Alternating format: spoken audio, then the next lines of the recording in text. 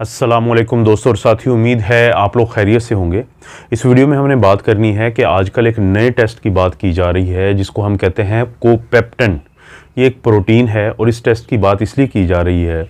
कि इसका इस्तेमाल किया जा सके कि जब किसी को सीने में दर्द होता है या चेस्ट पेन होता है और वो हॉस्पिटल की तरफ उसको लेके जाया जाता है। क्योंकि अक्सर घरों में ये होता है कि जब किसी को चेस्ट पेन हो तो वो रेस्क्यू 112 को कॉल की जाती है ताकि वो उनके मरीज़ को उठाएँ,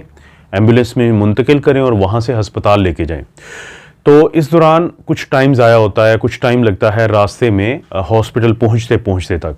और हम इंग्लिश में एक जुमला बोलते हैं जिसको हम कहते हैं टाइम इज़ मायोकार्डियम।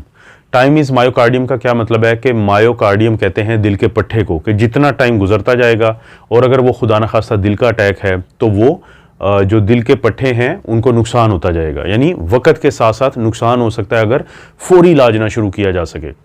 तो ये जो कोपेप्टन नामी प्रोटीन है ये अगरचे हमारे दिमाग का एक हिस्सा होता है जिसको हम हाइपोथैलेमस कहते हैं, वहाँ पे ये बनती है। उसके नीचे एक और गदूद है जिसको हम कहते हैं पिट्यूटरी ग्लैंड। तो उसका पोस्टीरियर जो पार्ट है यानी पोस्टीरियर पिट्यूटरी, वहाँ पे आके ये स्टोर हो जाती है। जब हमारे जिस्म में मुख्तलिफ किस्म के कोई भी ऐसा मसला बनता है जिनमें अगर किसी को चेस्ट पेन है तो दिल का अटैक अगर है तो फिर भी ये प्रोटीन हमारे खून में आती है। और अगर हम इसका लेवल चेक करें जो कि रेस्क्यू 112 वाले या कोई भी दुनिया की मेडिकल जो इमरजेंसी सर्विसेज होती हैं वो चेक कर सकती हैं, तो हस्पताल पहुंचने से पहले पता चल सकता है कि दिल का अटैक है या कोई मसल्स वगैरह का पेन होता है। तो ये जो प्रोटीन है, ये जो नया टेस्ट है जिसको कोपेप्टन कहते हैं, ये बहुत अहम टेस्ट शुमार किया जा रहा है। इसके ऊपर स्टडीज़ हुई हैं, उन स्टडीज़ का क्या रिजल्ट निकला है वो मैं आपसे शेयर करूंगा। लेकिन इससे पहले मैं आप लोगों को ये बताता हूं कि अभी क्या होता है। इस टेस्ट से पहले हम कैसे तशखीस करते हैं कि किसी को दिल का मसला हुआ है या ये पट्टे का दर्द है, कि किसी को अगर घर में चेस्ट पेन हुआ है उसको हस्पताल लेके जाते हैं। जब हस्पताल लेके जाते हैं तो देखें दुनिया में और हमारी जो इमरजेंसी सर्विस है उसमें एक फ़र्क है कि दुनिया के जो तरक्की याफ्ता ममालिक हैं वहाँ पे एम्बुलेंस के अंदर ईसीजी की जाती है। उस ईसीजी को फौरी तौर पे जो भी हॉस्पिटल की तरफ वो एम्बुलेंस जा रही होती है तो वहाँ पे जो इमरजेंसी में बैठा हुआ हार्ट का जो डॉक्टर होता है जिसकी इमरजेंसी में ड्यूटी होती है तो उसकी स्क्रीन पे भेजा जाता है। ये बताया जाता है, उसके साथ डिस्कस किया जाता है हॉस्पिटल पहुँचते हुए रास्ते में ही कि चेस्ट पेन के साथ मरीज़ है, ये ईसीजी है। तो वो जो डॉक्टर होता है वो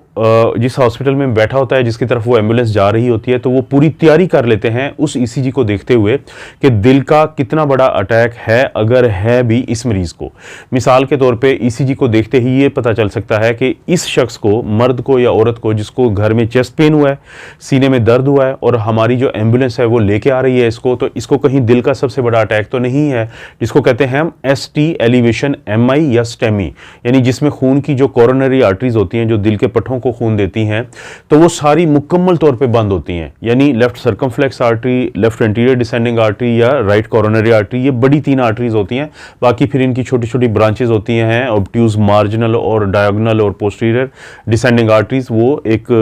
सारी डिटेल है अलहदा से। तो जब डॉक्टर को ये पता चल जाए कि ये स्टेमी है और ये खून की नाली मुकम्मल तौर पे बंद है तो फिर 2 में से एक फैसला किया जाता है कि या तो उसको इंजेक्शन लगाया जाता है जो क्लॉट तोड़ने के लिए होता है जिसको हम टिश्यू प्लाज्मिनोजन एक्टिवेटर कहते हैं, जो 1 घंटे के अंदर अंदर लगना ज़रूरी है, या फिर उसकी एंजियोप्लास्टी की जाती है, यानी जो एंजियोग्राफी का एक टेस्ट होता है जिससे पता चलता है कि खून की कौन सी नाली में क्लॉट है। तो साथ ही फिर उसको खोलने के लिए एक बैलून डाला जाता है जिसको हम बैलून एंजियोप्लास्टी कहते हैं, और बाद में स्टेंट भी रखा जा सकता है इसी अमल के दौरान। तो ये दोनों में से जो भी फैसला करना है ईसीजी देख के उस वक्त से पहले किया जा सकता है जबकि मरीज़ अस्पताल में अभी पहुँच रहा है। क्योंकि होता यह है कि अगर रूटीन में मरीज़ पहुँचेगा एम्बुलेंस से, जब तक उस स्ट्रेचर पे शिफ्ट होगा, फिर वो इमरजेंसी में आएगा, फिर वहाँ पे ईसीजी होगी, तो आप ये समझ लें कि 20 से 25 मिनट या आधा घंटा इसका अमल में ज़ाया हो जाएगा। और जैसे मैंने इस वीडियो के शुरू में कहा कि टाइम इज़ मायोकार्डियम, तो ये टाइम बचाया जा सकता है अगर दुनिया की तरह हमारी जो रेस्क्यू 112 की सर्विस है वो भी जो ईसीजी है वो एम्बुलेंस के अंदर करे और उस ईसीजी को फौरी तौर पे भेजा जाए उस डॉक्टर को जो जिस हॉस्पिटल में एम्बुलेंस लेके जा रही है मरीज़ को, वहाँ पे वो ड्यूटी पे हो, तो ये फैसला किया जा सके और पूरी टीम तैयार बैठी हो जब ये मरीज़ पहुँचता है कि कहीं ये दिल का सबसे बड़ा अटैक तो नहीं है। लेकिन अगर छोटा अटैक है जिसको हम नॉन ST एलिवेशन MI कहते हैं या अनस्टेबल एंजाइना कहते हैं, तो उस सूरत में आम तौर पे दवाइयों से तो इलाज किया जाता है, लेकिन जाहिर है कि दवाइयाँ तैयार की जा सकती हैं, मरीज़ का बेड ऐसे और सारा अमला तैयार रह सकता है। तो ये बड़ा ज़रूरी है कि किस तरीके से हम अप्रोच करते हैं अस्पताल को मरीज़ को ले जाते हुए। तो इससे पहले ये होता था कि जब एक दफ़ा चेस्ट पेन हुआ, इमरजेंसी सर्विस को हमने कॉल किया, रेस्क्यू 1112 को, वो अस्पताल में लेके गए। उन्होंने वहाँ पे सबसे पहले जब भी कोई मरीज़ अस्पताल में पहुँचता है तो उसका ब्लड प्रेशर चेक किया जाता है, उसका टेम्परेचर देखा जाता है, उसकी पल्स देखी जाती है, उसको अगर चेस्ट पेन है तो कार्डिक मॉनिटर भी लगा दिया जाता है और साथ ही 4 ECG की जाती है। और उस ECG को 10 मिनट के अंदर अंदर जो ड्यूटी पे मौजूद डॉक्टर है वो उसका तज्जिया करता है और ये फैसला करता है और फैमिली से डिस्कस करता है या मरीज़ को इन्फॉर्म करता है, बताता है कि आपको दिल का अटैक है या नहीं है, या फैमिली से ख़ास तौर पे ये डिस्कस किया जाता है पाकिस्तान के सेटअप में।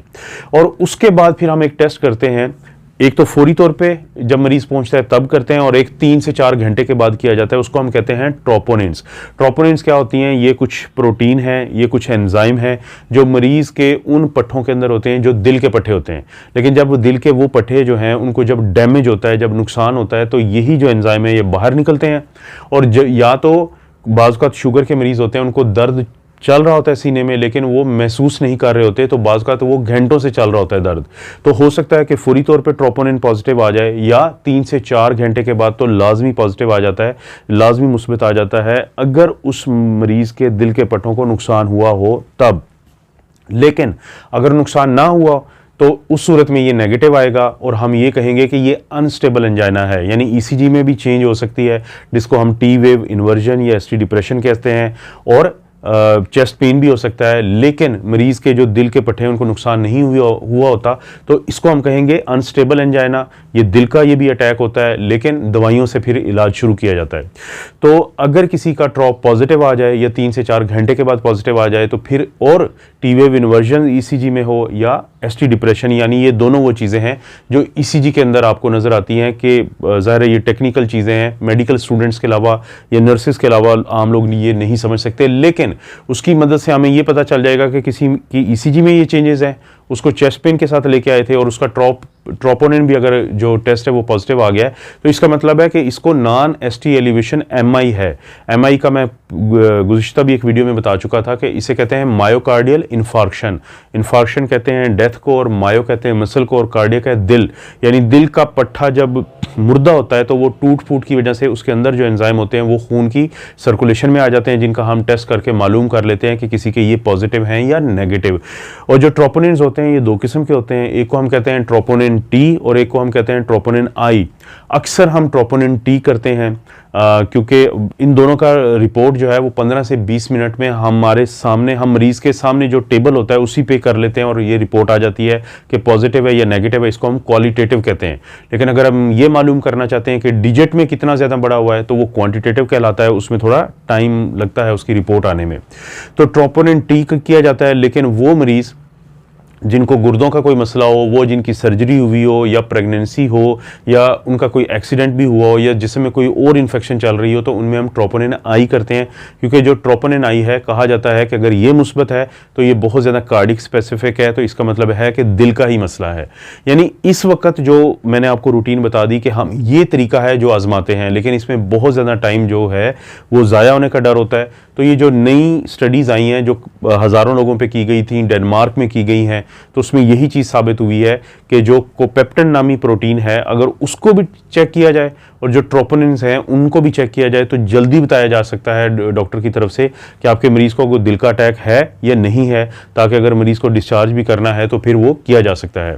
आज सुबह भी मुझे कुछ रिपोर्ट्स आई थी, कुछ लोगों ने मुझे व्हाट्सएप पे भेजी थी अपने कार्डिक पेशेंट्स की। तो इसी तरह मैंने कहा था कि अगर आप कुछ जांचना चाहते हैं तो कोशिश करें कि आपके जो दिल का मरीज़ है या ब्लड प्रेशर का मरीज़ है तो उसकी जो रिपोर्ट्स हुई हैं मुझे वो भी आप ज़रूर भेजें। तो इस तरह की कोशिश करूँगा कि कोई भी मुख्तसर सी वीडियोज़ बनाता रहूँ आपके लिए, और इस चैनल पे सिर्फ हार्ट और ब्लड प्रेशर से मुतालिक जो हैं वो आपको वीडियोज़ मिलेंगी। लेकिन जो अगर बाकी बीमारियां या कोरोना के बारे में आप जानना चाहते हैं तो मेरे जो मेन 2 बाकी चैनल्स हैं आप उनको भी विजिट कर सकते हैं। आप अपना और अपनी फैमिली का ख्याल रखें। अल्लाह ताला आपको और आपकी फैमिली को हर किस्म की बुराई, बीमारी और आजमाइश से महफूज रखें।